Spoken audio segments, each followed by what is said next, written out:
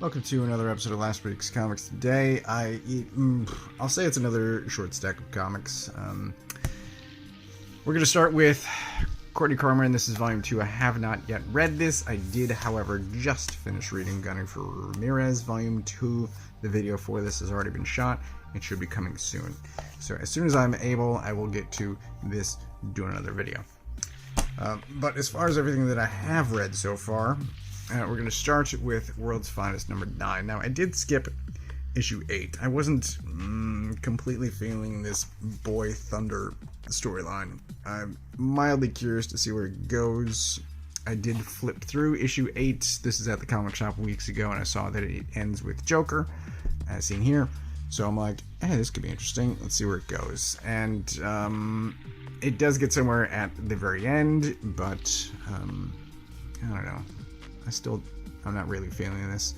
And as of yesterday, there's news of Dan Moore is going to be working with, I think, Wade on Shazam coming later in the year. So I don't know how much longer this creative team is going to be on this. As soon as Dan Moore is gone, I am definitely gone.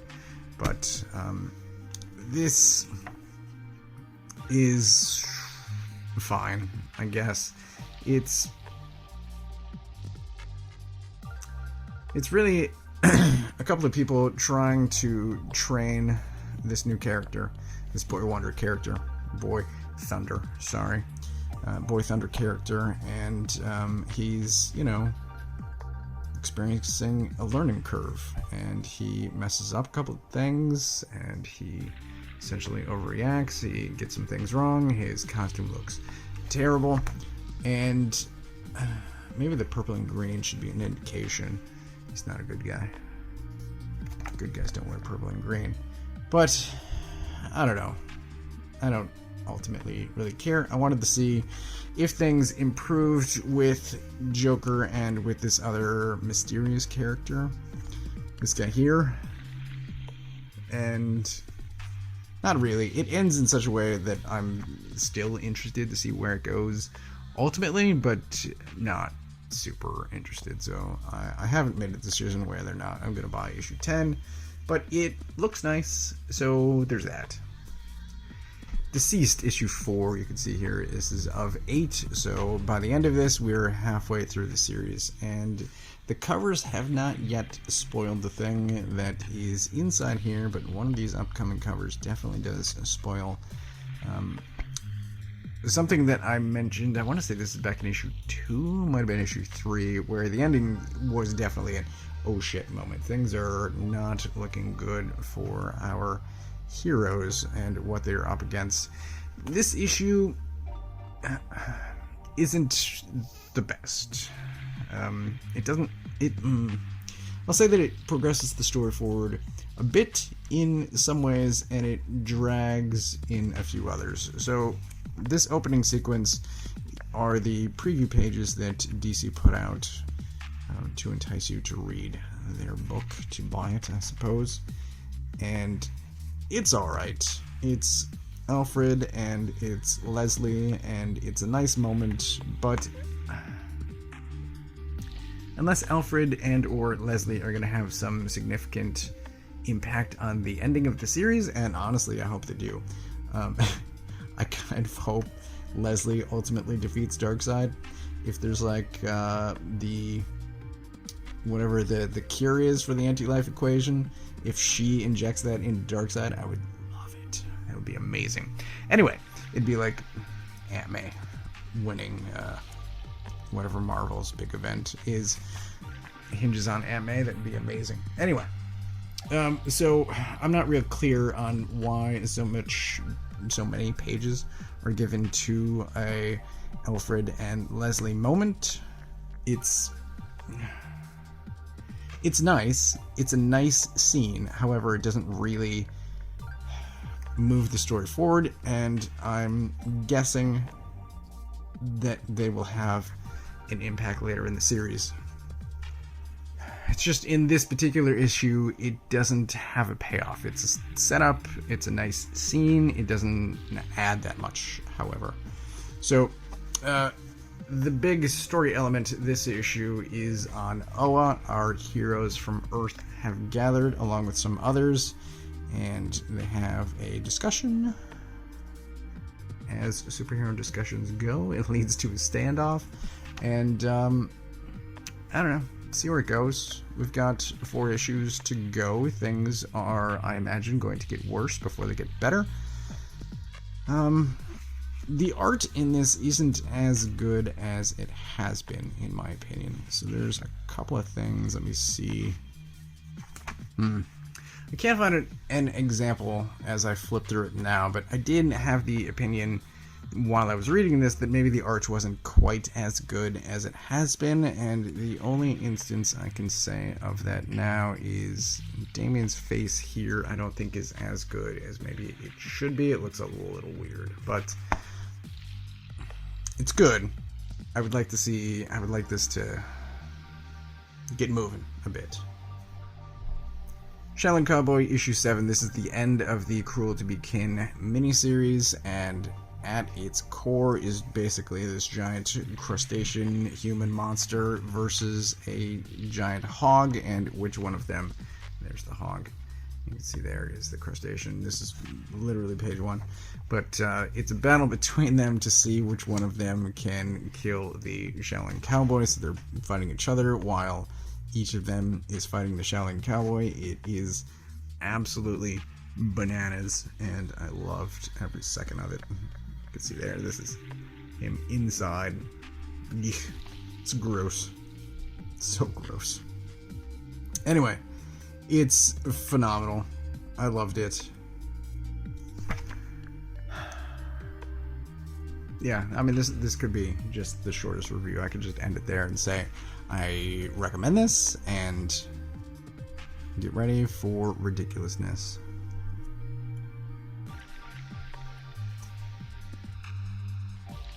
This transformation at some point, so it looks like that midway through.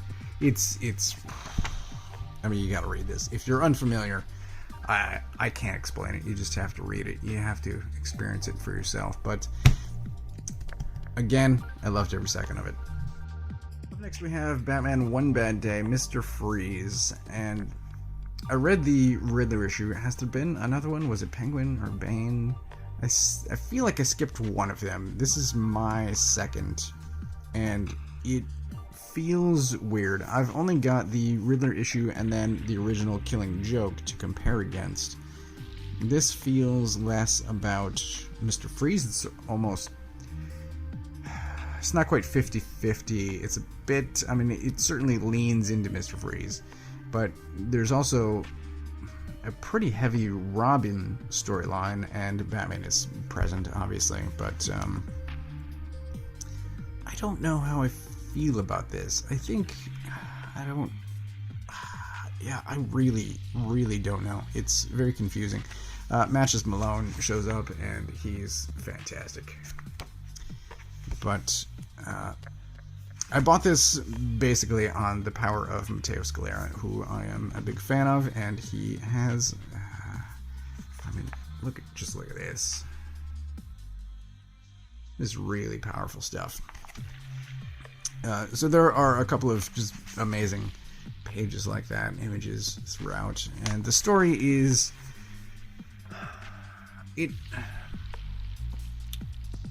I don't know. I guess this is the first time I'm putting this into words, so I might stumble a bit, but I think Mr. Freeze, and Batman in this issue makes the argument as well, that Freeze could be redeemed. He says he's the only, in his opinion. I think he's one of a handful that could be redeemed, Ivy and Harley being prominent among those. But whereas there has been a sustained effort for years to rehabilitate, to change, especially Harley, but DC's kind of schizophrenic when it comes to Ivy and what they want to do with her, whether they want to keep her master level villain or make her somewhat vigilante hero, anti-hero. It's hard to tell. Certainly occasional ally, right? So if you lump the three of them, Harley, Ivy, Freeze, into the occasional ally category, certainly in the Arkham games, he helps a bit, right? This makes Freeze more of a bad human. Not really more of a villain, but a straight up bad human. And it clashes against my mental image, which is basically foundationally Batman the Animated Series, and I don't like this information now in my head. I don't like this development. If this is what, I don't know. I don't like this. Although I didn't necessarily like Killing Joke really either. I thought he was malicious towards Gordon. I don't want to say took things too far, but yeah, he kind of took things too far.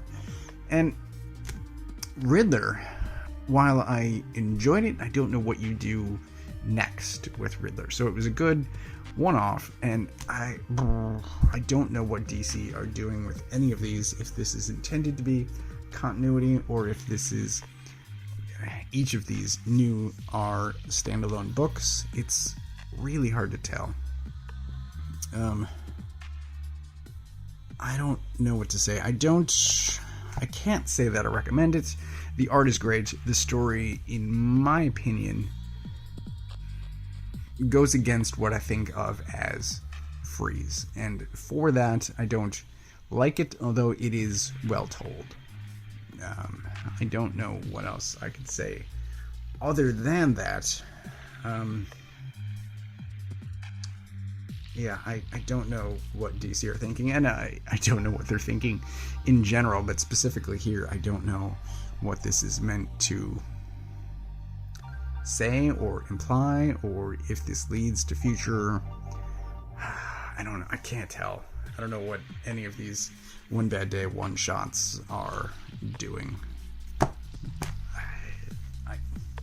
I'm just shaking my head over here. Lastly, as far as single issue goes, I got Kroma issue 1. I thought this had actually come out a couple of weeks ago, and the back cover here is a spoiler, maybe, for what is inside. But I thought this came out a few weeks ago, and it turns out it didn't, even though it was on Image's website. I don't know. Comics are weird, man. I don't know what to tell you. But there was a preview for this, and I can't find it. I've searched for it, but there was roughly an 8-page preview. I thought it was originally in the Image anthology series, and it turns out it's wrong about that too. But there's a preview which is not included here.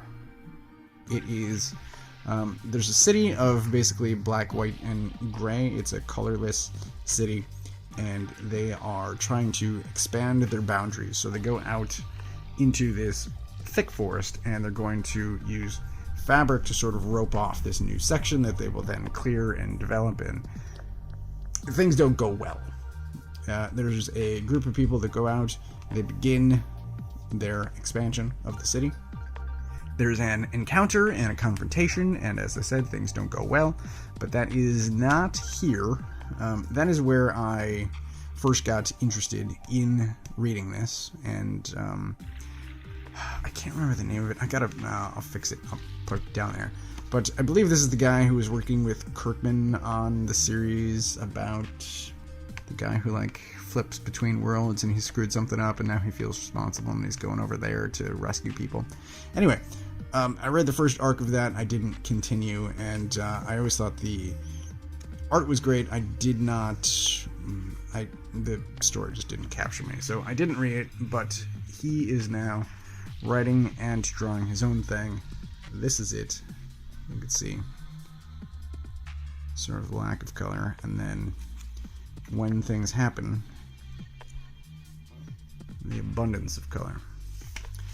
So it's very color focused. It's also excellent. This is a planned 5-issue series. I am adding this to my pull list. It is great. It is recommended. He's a fantastic artist, and now it turns out he's also a great writer. Lastly, for the week, I got Deadly Class Volume 12. This is the end of the series. As always, I highly recommend this. It is incredibly good. It was one of my favorite comic series of all time, which is saying quite a lot. Highly highly recommend it. I won't be doing a video on this in the near term, but I will eventually do a review for the entire series. If you are interested in this, I have some weekly videos where I talk about the final 4 issues, which are collected here.